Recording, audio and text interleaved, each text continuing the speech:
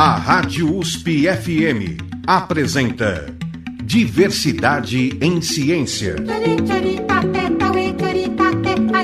Entrevista com pesquisadores e cientistas sobre relações sociais, questões étnicas, de gênero e orientações sexuais. Para apresentar Diversidade em Ciência, Ricardo Alexino Ferreira. No Diversidade em Ciência de hoje, o nosso tema é educomunicação no campo do combate à fome e da segurança alimentar. Para falar a respeito deste assunto, os nossos convidados são Claudemir Viana e Patrícia Zimmermann. Claudemir Viana é professor doutor do Departamento de Comunicações e Artes da Escola de Comunicações e Artes da USP. Ele é líder do grupo Epistemologia da Comunicação no Diretório de Grupos de Recursos do CNPq. Claudemir, tudo bem? Olá, Ricardo. Tudo bem? E você? Obrigado pelo convite. Prazer estar aqui, viu? Eu que te agradeço, Claudemir. Você tem uma longa história, né, dentro da educomunicação. Nós vamos poder conversar muito a esse respeito. Muito obrigado pela sua presença.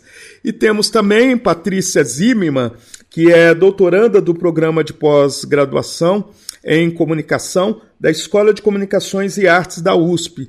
Ela é vice-líder do Observatório de Comunicação, Responsabilidade Social e Sustentabilidade. Ela está fazendo estágio doutoral na Universidade Técnica de Delft, na Holanda. Tudo bem, Patrícia?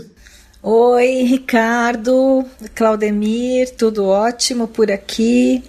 Obrigada, Ricardo, pelo convite. É um prazer bater esse papo aqui com vocês. Olha, eu que te agradeço, Patrícia, pela sua presença também. E no Diversidade em Ciência de hoje, ele está sendo gravado à distância. A Patrícia Zimmermann está neste momento na Holanda e o Claudemir Viana em São Paulo. Por sinal aí, Patrícia, está frio, está calor? A gente está no verão, né? 19 graus. Não é muito calor, não. Para quem tem um verão de 30, 40 no Brasil, né? Mas tá uma temperatura agradável. Que coisa boa. Claudemir, você já é um dos pesquisadores antigos também, que vem estudando educomunicação. Explique para os nossos ouvintes o que é educomunicação. Ricardo, vamos lá. Eu quero dar um salve para a Patrícia querida. Me help, socorro, Patrícia. Me ajude a explicar o que é educomunicação. Vamos lá, vamos descascar esse negócio aí. Então, sabe, Ricardo, a gente nem sabe como que as coisas foram acontecendo, né? Mas hoje, olhando para trás, mais de 30 anos atrás, a gente já estava fazendo esse percurso, mesmo sem ter consciência, né? Qual percurso eu me refiro? A essa tomada de consciência sobre o que é educomunicação como um fenômeno social, cultural, histórico, né? Próprio da interface entre comunicação e educação. Vamos dizer assim, didaticamente, é o modo de entender e fazer uma comunicação educativa, tá? Educativa, muito próprio da cultura e da história dos países da América Latina. Né? Você sabe que essa questão entre a relação comunicação e educação é mundial, é de já há muito tempo. Cada lugar no mundo ou não percebe essa relação ou percebe de um jeito particular, né? E aí que vem, por exemplo, a evolução de outro aspecto desse processo, que é a famosa educação midiática, né? Que também vai se constituindo nesse percurso que é sócio-histórico-cultural, mas que também se tornou científico, tá? Então, eu diria primeiro essa parte. É um jeito, então, muito particular, muito próprio, né, de povos da América Latina explorando essa relação entre comunicação e educação, de modo a provocar uma comunicação educativa popular. Oi, desculpa. Certo. E quando você está falando sobre, porque você falou, né, sobre educação e comunicação, e você fala da comunicação midiática, você, dentro da educomunicação, é ampliado para outros campos também da comunicação? Não, é assim, a educomunicação como paradigma, né, é um conjunto de noções chaves sobre uma certa forma de praticar essa comunicação educativa. Tá? Enquanto teoria, né, enquanto prática, ela se organiza enquanto conhecimento, a educomunicação, em 7 áreas de intervenção. Né? E uma delas é a área de educação para a comunicação, onde está a educação midiática. Certo? Então, esta área herdou tudo aquilo que foi o processo anterior de se preocupar sobre uma relação entre comunicação e educação, né? E que foi recebendo terminologias um pouco diferentes entre os locais no mundo, né? Então, aqui houve um momento que se chamava muito de leitura crítica dos meios de comunicação de massa. Depois evoluiu para a leitura crítica das mídias.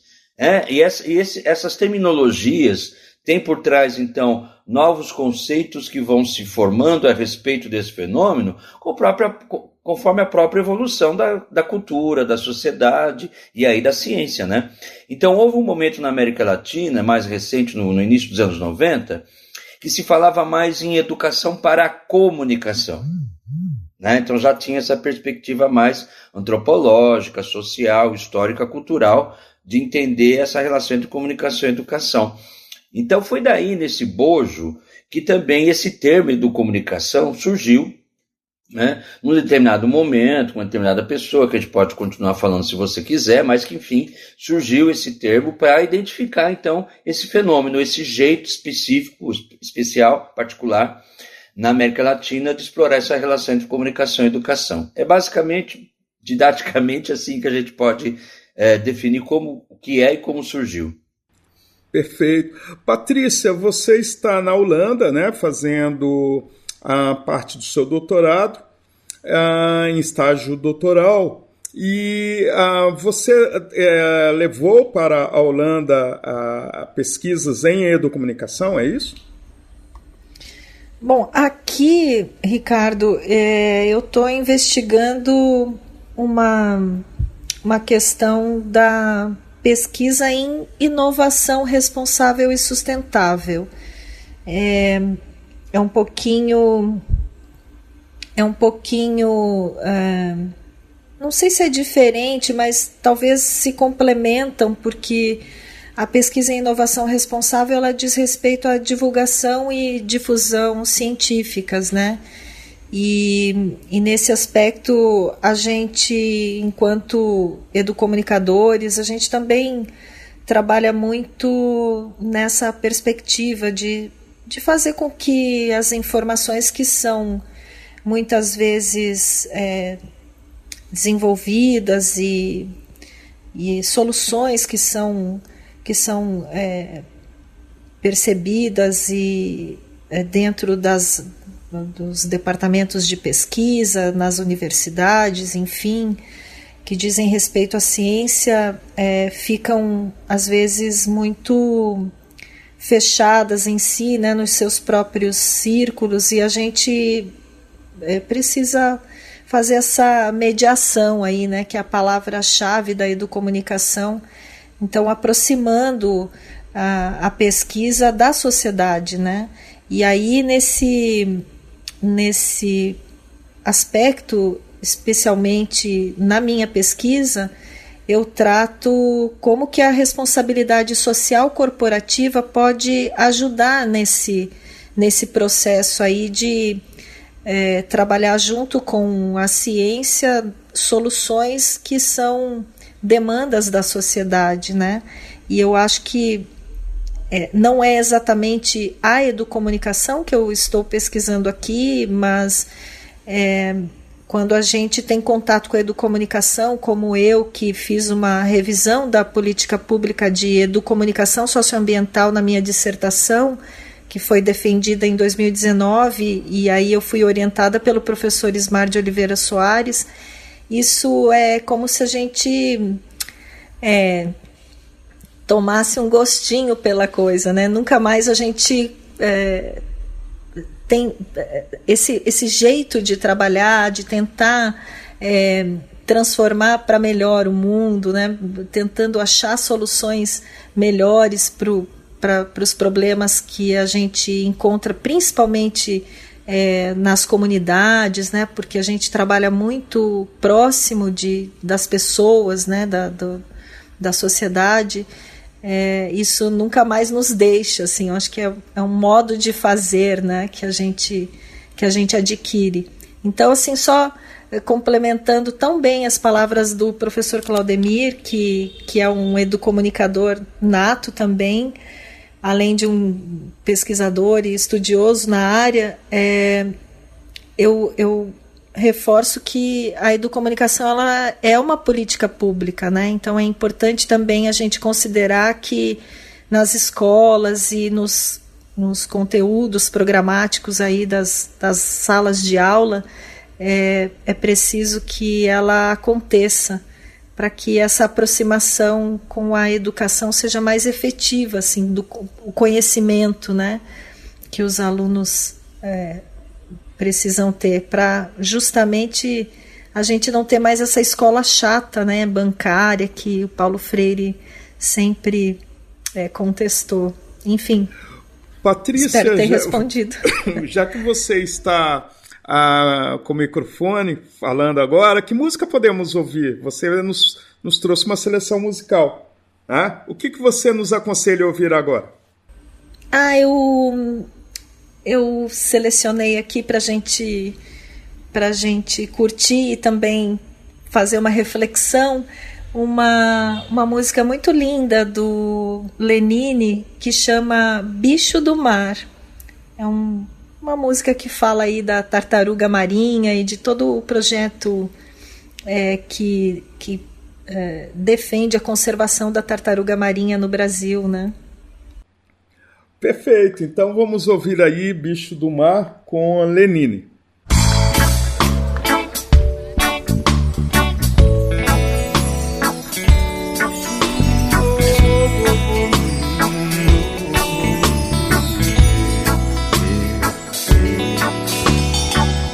Nunca tive pressa, porque sei que a vida passa, mas demora. Já rodei o mundo bem devagarinho e olhando pra tudo. Vi o camarão limpando o oceano, enquanto as pessoas iam só sujando.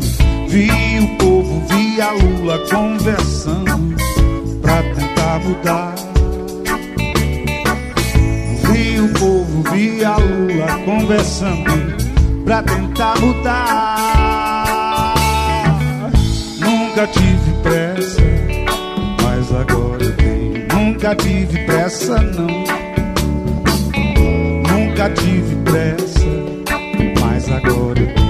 Nunca tive pressa, não. Tenho pressa que essa gente se conscientize, que respeita a vida e que economize. Acredito que um dia o homem vai mudar e as crianças no futuro vão poder brincar. É preciso paciência para ensinar e é preciso consciência para poder mudar. Deixa os bichos no mar, deixa as tartarugas, deixa os bichos no mar, deixa a tartaruga.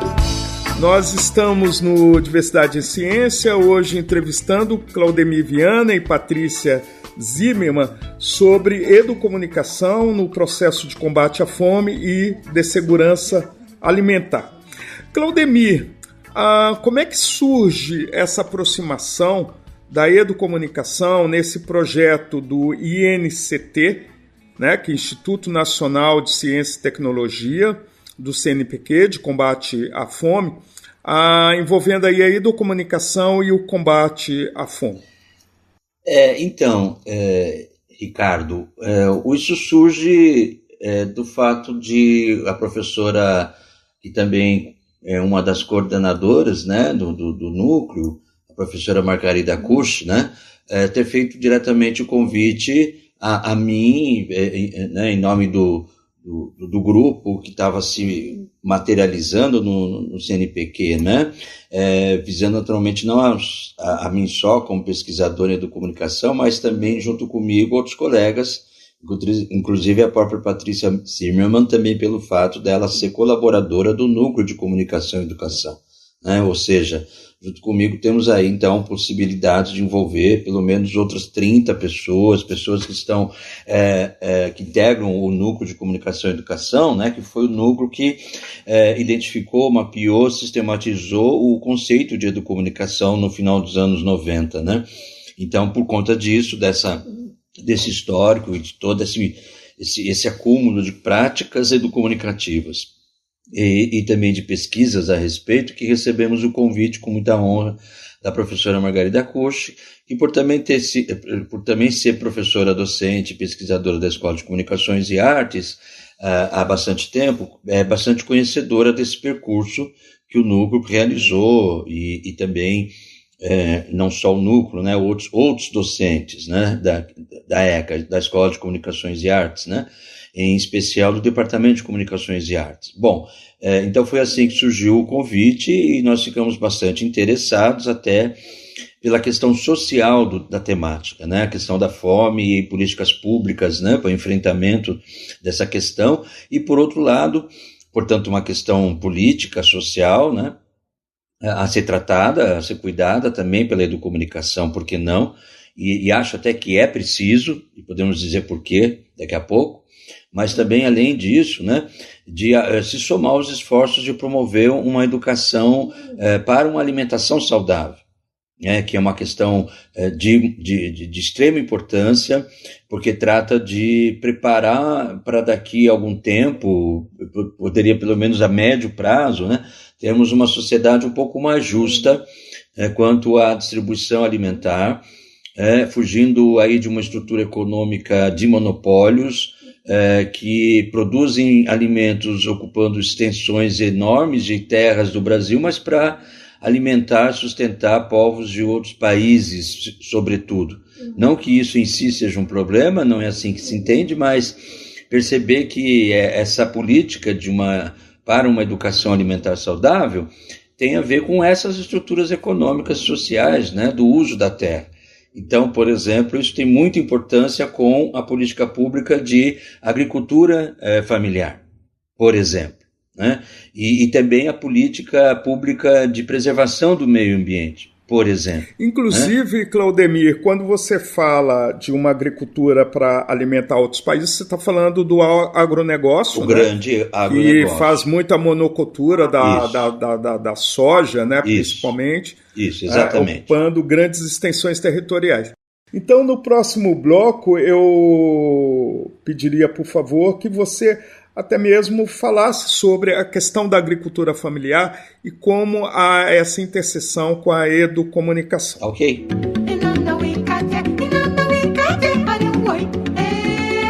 Você está ouvindo Diversidade em Ciência. Entrevista com pesquisadores e cientistas sobre relações sociais, questões étnicas, de gênero e orientações sexuais. Com Ricardo Alexino Ferreira. Você está sintonizado na Rádio USP no programa Diversidade em Ciência, que tem como entrevistados Claudemir Viana e Patrícia Zimmermann. Claudemir Viana é professor doutor do Departamento de Comunicações e Artes da Escola de Comunicações e Artes da USP e líder do grupo Epistemologia da Comunicação, grupo que está alocado no Diretório de Grupos de Pesquisa do CNPq. E temos também Patrícia Zimmermann, que é doutoranda do Programa de Pós-Graduação em Comunicação da Escola de Comunicações e Artes da USP e vice-coordenadora do Observatório de Comunicação, Responsabilidade Social e Sustentabilidade.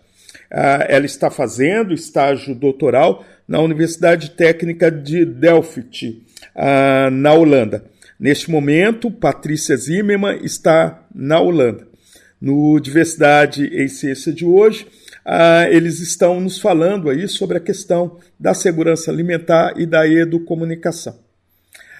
Pois é, Claudemir, no bloco anterior, eu perguntei para você a respeito você menciona, né, que o agronegócio é muito voltado para a exportação de determinados tipos de alimentos, uma negociação aí empresarial, industrial, e você cita que o que garante mesmo a alimentação é a agricultura familiar, né, que sustenta a alimentação no Brasil.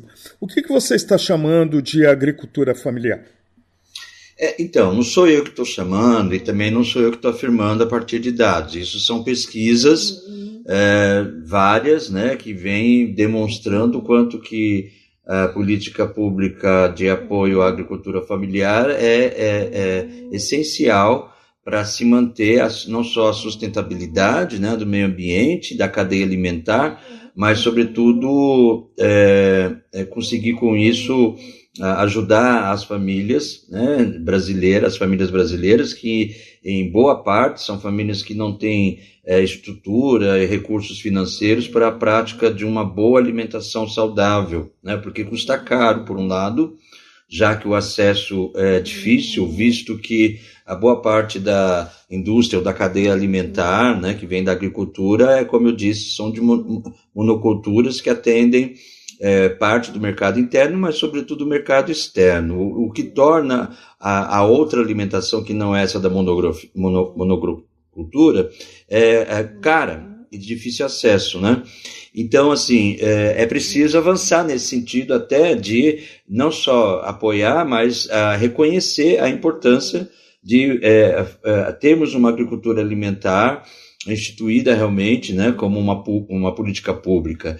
E a educomunicação, ela pode ajudar nisso de várias frentes, até porque ela não fica restrita à questão educativa, o que também é importante, dentro das escolas e outras instituições de cultura e ensino, né, ter essa temática presente, né? A do enfrentamento à fome, a importância de uma alimentação saudável, a importância de garantir uma sustentabilidade, uma diversidade ambiental, né? E o quanto que uma coisa não precisa estar sendo oposta à outra, como tudo isso pode estar de forma sistêmica, né? Organizada, a manter então esse equilíbrio. Então, uma das frentes seria a educação. A outra é a própria sociedade de forma geral, né?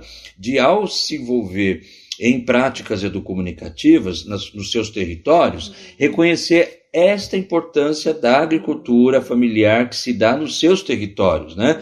Então, um aspecto que a educomunicação traz é a capacidade de uma comunicação educativa que mobiliza as pessoas em torno de questões que são de seu interesse, questões que lhes afetam. Então, por exemplo, uma população periférica que não consegue promover atitudes de exploração ali da sua família, né, de terrenos disponíveis próximo onde habita, né, para produção de uma agricultura comunitária, né, ali do bairro, por exemplo, né, não ter essa consciência e não ter essa mobilização. E pode passar a ter quando, então, nesse território, podemos chegar com uma intervenção educomunicativa, de modo a fazer as pessoas pensarem a respeito, né, de modo a fazer as pessoas observarem melhor o seu território, o que tem, né, e o que então poderia vir a ter, caso então haja uma mobilização em torno daquilo.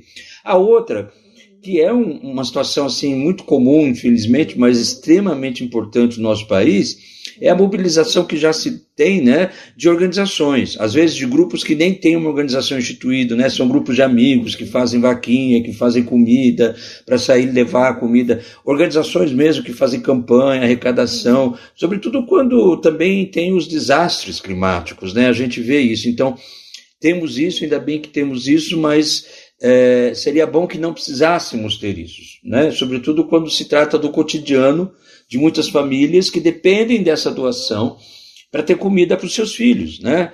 Nos seus casebres, nas periferias, sem estrutura nenhuma. Então, frente a essa injustiça social enorme que o Brasil tem, A educomunicação pode virar a colaborar no sentido de pautar questões que são do interesse da maioria, promover um processo que leve as pessoas a tomarem consciência a respeito, a enxergarem melhor o porquê das coisas, e com isso se ver numa posição também mais empoderada, né, de enfrentar junto com os demais aquele problema, como é o caso da fome, como é o caso de uma alimentação muito fortemente não saudável, né? Porque os alimentos que não são saudáveis, os alimentos industrializados, ultraprocessados, eles são mais baratos, né?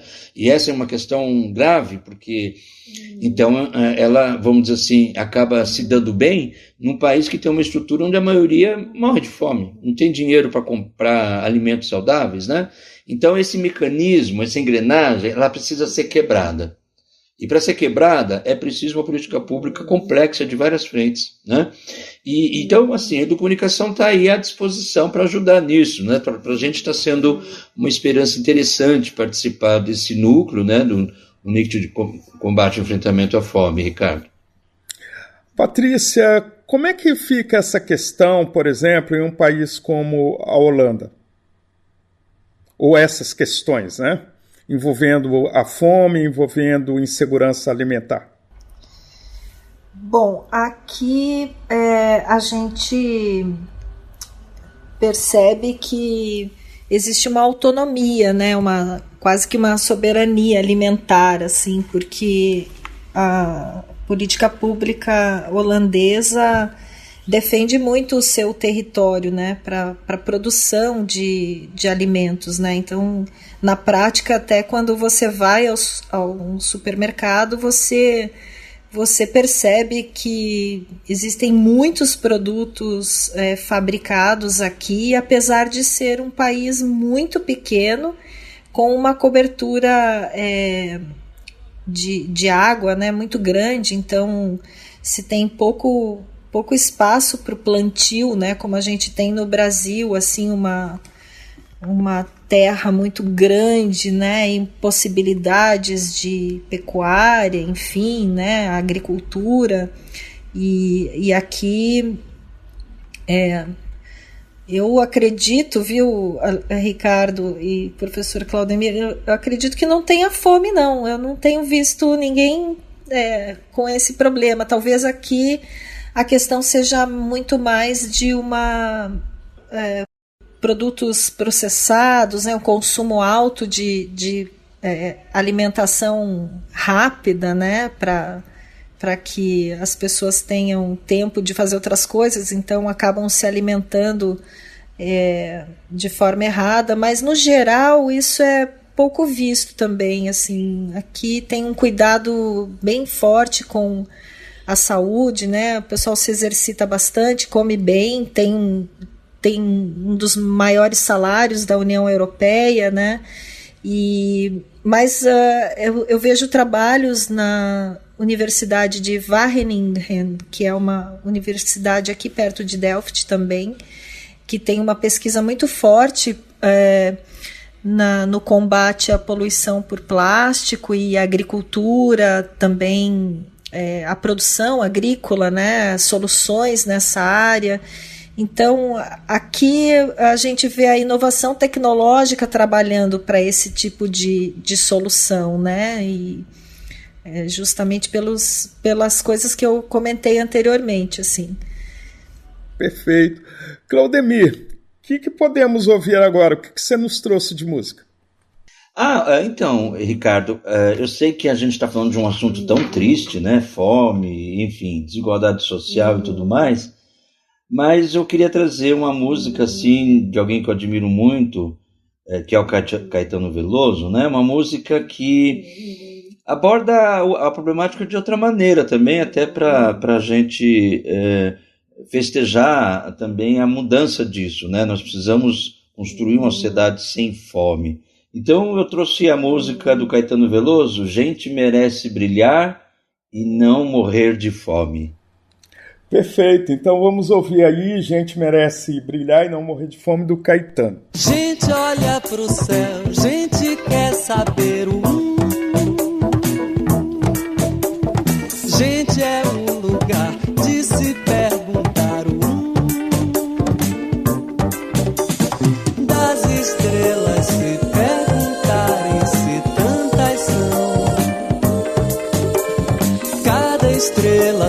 espanta a própria explosão. Gente é muito bom, gente deve ser o bom. Tem de se cuidar, de se respeitar o bom. Está certo dizer que estrelas estão no olhar de alguém que o amor te elegeu pra amar. Marina, Betânia, Dolores, Renata, Leilinha, Suzana, Dedé. Gente viva brilhando estrelas na noite. Gente quer comer. Nós estamos aqui no Diversidade em Ciência, hoje entrevistando Claudemir Viana e Patrícia Zimmermann, que estão nos falando sobre a educomunicação e a sua transversalidade nas questões do combate à fome e pela segurança alimentar. Claudemir, você vem nos falando muito sobre a educomunicação, você chegou a dizer que a educomunicação ela tem várias vertentes, e uma dessas vertentes é a questão da escola, né? Em que a educomunicação também está presente. Como fica a busca em escolas, principalmente escolas públicas, de crianças periféricas, que procuram a escola para se alimentar e não apenas educar, essas crianças serem educadas? Olha, Ricardo, frente a essa injustiça social enorme que o Brasil ainda tem, eu digo a você que ainda bem que se tem uma escola pública que pode oferecer uma alimentação para boa parte, então, dessas crianças que literalmente passam fome em casa.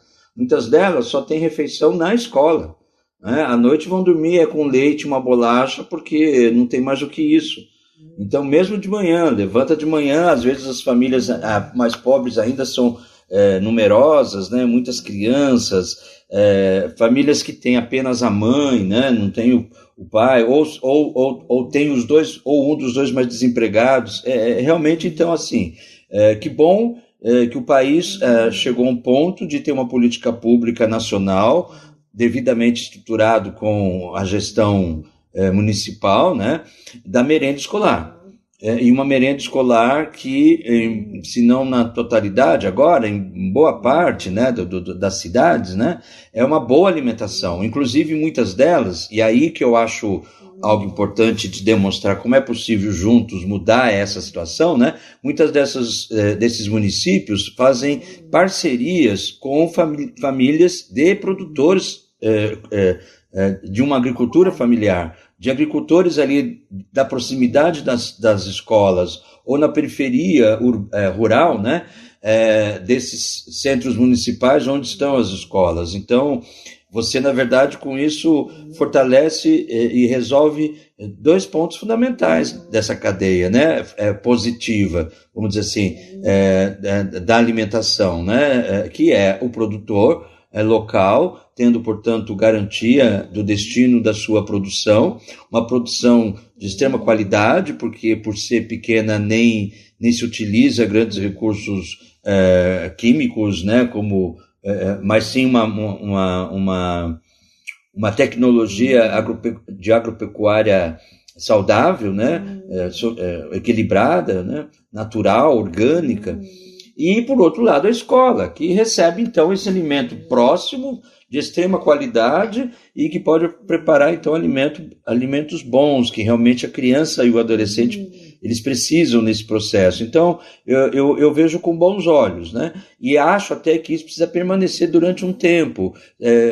Primeiro porque o papel da escola é esse acolhimento completo, né? Integral da criança. A criança com fome não consegue aprender. Ninguém consegue se concentrar, né, e etc, etc. Então, assim, a condição de educando exige, sim, que a escola garante o mínimo da sua saúde alimentar ali, enquanto está com ela, né, com a escola, para favorecer o processo de aprendizagem desse educando. O espaço da escola também tem sido aproveitado para o desenvolvimento de uma certa agricultura, uma agricultura mais doméstica, mas antes de responder isso, nós vamos para um intervalo.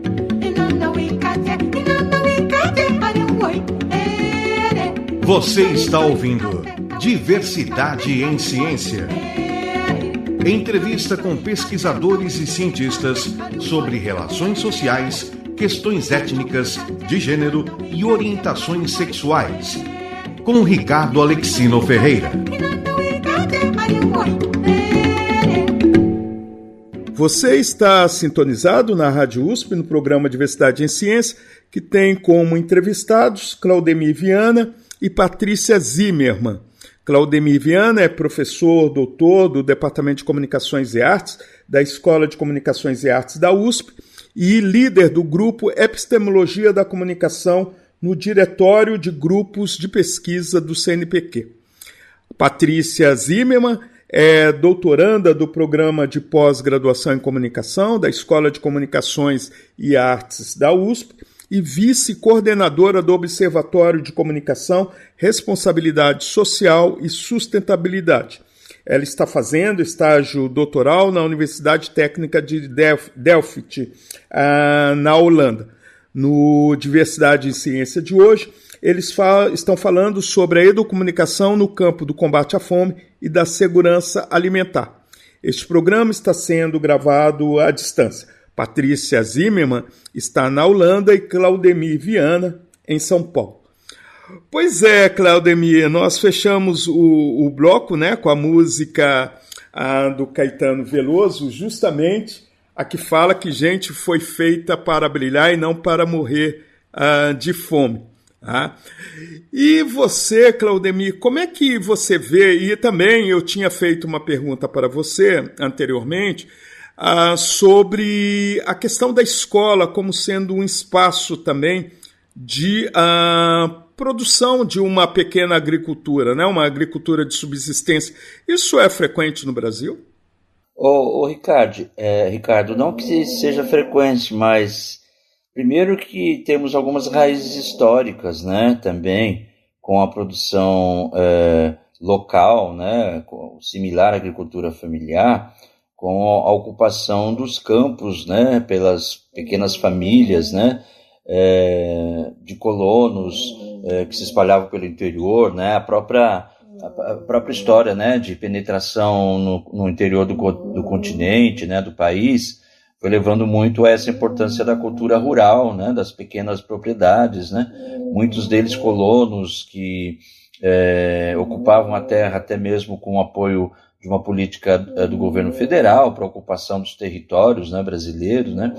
Então, embora a gente tenha sofrido enquanto país uma triste história, né, de uma invasão e exploração do que nós fomos como colônia, né, de um império português, e depois de toda uma questão também da própria entrada dos imigrantes, ao mesmo tempo que nós tínhamos milhares de escravos ou ex-escravos, recentemente tornados ex-escravos, sem nenhum direito a nada, né? Então, a questão as terras que foram sendo ocupadas antes por quilombos e também terras da resistência indígena, né, que na passagem do século XIX para o século XX foi aumentando o caldo de ocupação desordenada, né, de centros urbanos, conforme foi se dando a industrialização no Brasil, sobretudo na primeira parte do século passado, né? Então, em muitos casos, essas famílias acabavam sobrevivendo da produção familiar mesmo, né, do seu cultivo próprio. Até pela origem, né, a origem de famílias rurais, né? Então, isso é um traço da nossa cultura ainda muito forte, né? Apenas ela foi talvez sendo comida, né? Foi sendo atropelada, né? Por o crescimento muito forte, né? Na segunda metade do século passado para cá, dessa agroindústria, né? Mas então ela tem práticas já históricas por boa parte do território brasileiro quando da sua ocupação, né? Agora também outra coisa importante, além do traço próprio da cultura brasileira, né, ainda forte a presença de práticas rurais, né, a gente tem também aí, justamente com a urbanização, um crescimento significativo de famílias que vieram de outros lugares, né, que migraram, né, da parte rural para a parte urbana, e tiveram que ocupar lugares sem estrutura, né, como conhecidos como comunidades, favelas, cortiços e assim por diante, né? Esse crescimento desordenado trouxe uma série de problemas, inclusive a própria questão da alimentação, né? Então, hoje, além das escolas e além de instituições do terceiro setor, como organizações não governamentais, né, é preciso continuar fortalecendo uma política pública, né, de acesso à alimentação básica saudável, né, como, por exemplo, distribuição de cestas básicas, né, como, por exemplo, o Bolsa Família, que também articula agora, novamente, né, volta a articular os recursos entre o acesso, então, à alimentação básica e a presença dos filhos da família na escola, né, o acompanhamento da saúde com médico. Então, é uma política pública ampla que trabalha essa questão mesmo da pobreza estrutural, que implica em falta de educação, falta de alimentação, falta de acesso, enfim, aos direitos, né, humanos do bem viver em sua comunidade. Então, porque, Claudemir, o que a gente observa, né, é que a agricultura urbana ela não é muito explorada, né? Então, os quintais das casas, os tetos, né, as escolas que às vezes têm algum espaço ali sobrando, não aproveitam esses espaços para a agricultura urbana. A que você atribui isso? A maioria, né? Mas existem bons projetos, bons exemplos que, como eu disse, eles precisam ser fortalecidos e ampliados, porque as propostas já estão sendo executadas e com sucesso.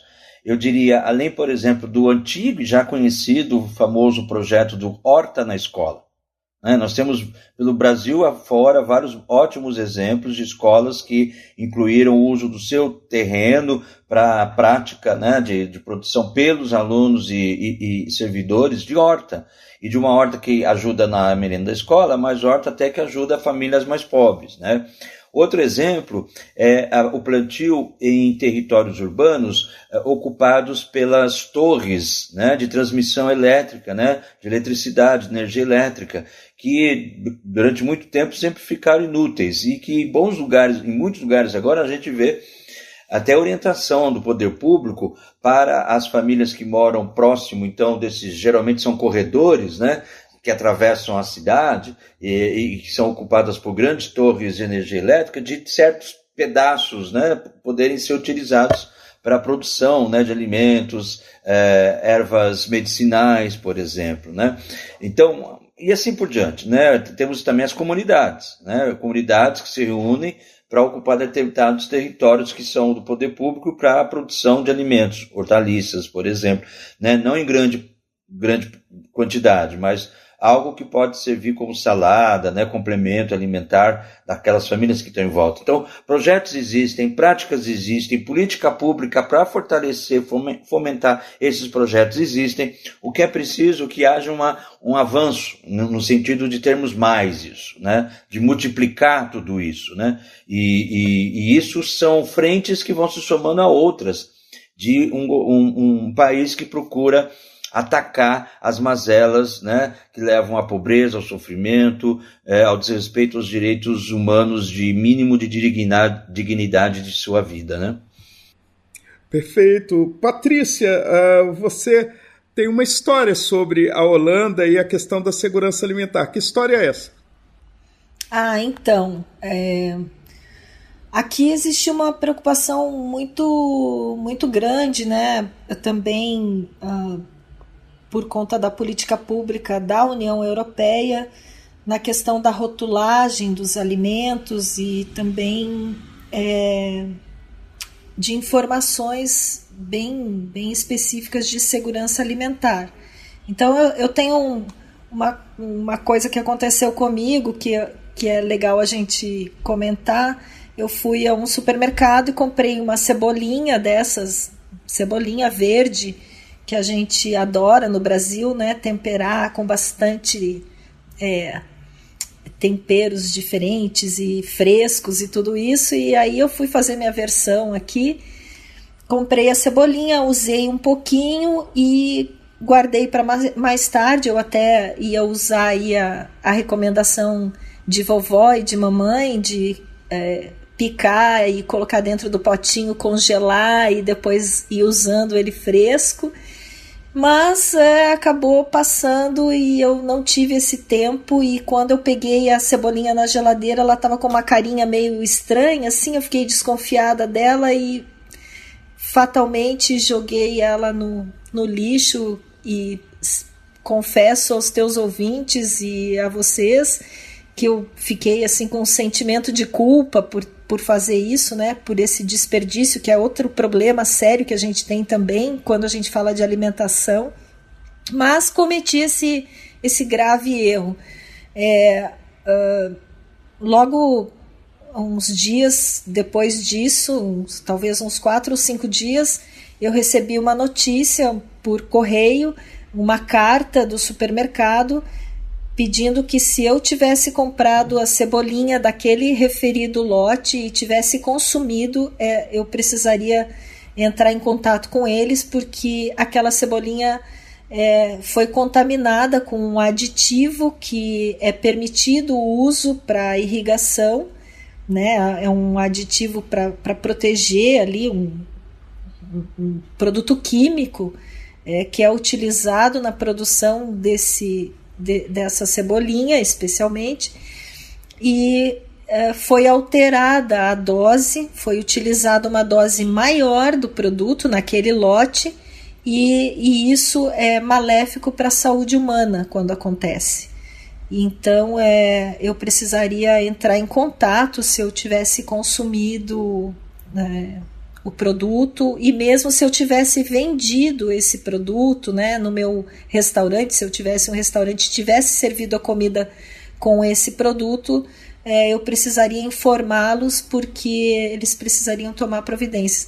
E eu fiquei muito feliz, né, que eu consumi só umas 2 ou 3 e agora foi uma sorte, mas enfim. Patrícia, você acha que eles fazem isso por uma questão de consciência ou por um medo de processo?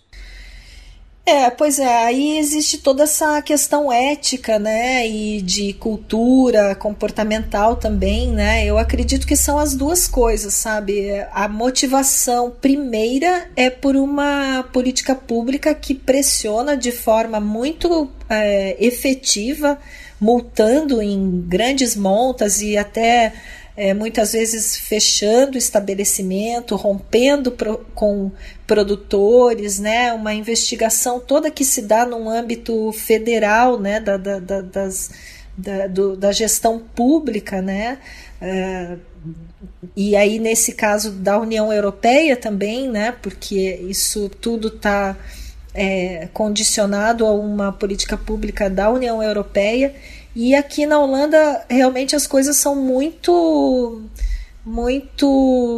sérias. Também acredito que sim, existe essa preocupação legítima, porque tudo vira custo, né? A gente precisa entender isso também, que a partir do momento que a gente tem uma contaminação grave e uma população razoavelmente grande precisa de hospital público, precisa de atendimento médico, ela também vai gerar aí um prejuízo, um custo, né, adicional para as contas públicas, enfim, e para a empresa. Então eu acho que nesse aspecto é difícil também, né? Eu não sou uma holandesa para falar com propriedade se isso é uma questão de pressão do mercado, ou enfim, é uma questão legítima, mas eu acredito que é um pouco de cada, e isso acaba beneficiando o consumidor, que nesse momento, ok, né? Ocorreu uma falha técnica, mas pelo menos você está ciente, né? Foi de certa forma, não deveria ocorrer, eu acho, assim, né? Deveria ter um cuidado tão extremo que isso não pudesse acontecer. Talvez essa questão da utilização desses produtos químicos na nossa alimentação é que precisa ser revisto, né? E não esse controle de que acidentes não ocorram, né? Essa é uma questão importante da gestão de riscos, né? Patrícia, você nos sugere aqui mais uma música. Que música é essa? Então, eu conheci recentemente a Patrícia Polaine, que é uma sergipana. Na verdade, ela nasceu no Rio, mas ela está no Sergipe, está em Sergipe, né? Onde está também a nossa colega Patrícia Horta, outra xará, que também participa aí do INCT conosco, né? Essa equipe linda que a gente tem aí da Educomunicação. Mas a música, Ricardo, é Oliva Brasileira. A Patrícia, essa cantora, ela traz nas suas canções a cultura forte aí do Nordeste, e ela evidencia muito isso enquanto linguagem, né? E eu gostei muito, e eu gostaria de compartilhar com vocês esse achado. Então vamos ouvir aí. Espero que gostem. Que a Patrícia Zimmermann está nos trazendo, Oliva Brasileira, da Patrícia Polaine.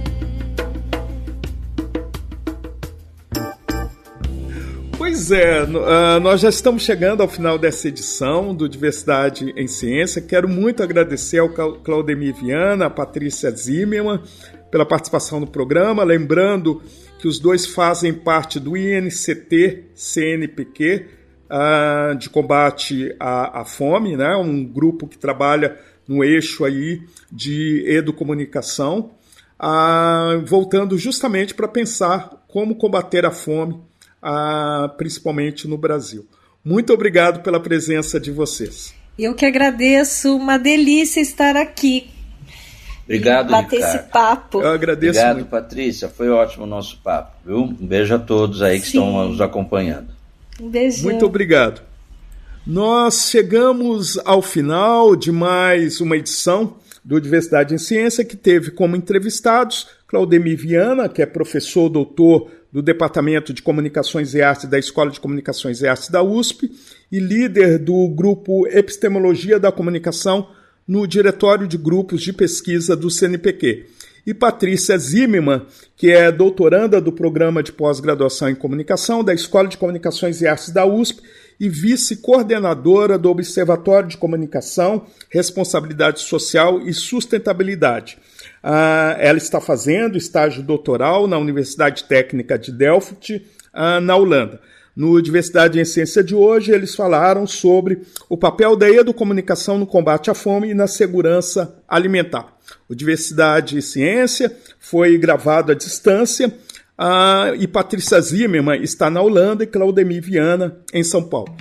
A música tema Chori Chori, apresentada no Diversidade em Ciência, é dos indígenas Jaboti de Rondônia, resgatada e reelaborada pela etnomusicóloga Marlui Miranda, no CD Ihu. O Diversidade em Ciência tem produção e apresentação de Ricardo Alexino Ferreira, operação de áudio João Carlos Megaro. Entre em contato conosco pelo site radio.usp.br. Até o próximo programa. A Rádio USP apresentou Diversidade em Ciência, com Ricardo Alexino Ferreira, o programa das relações sociais, das questões étnicas, de gênero e orientações sexuais.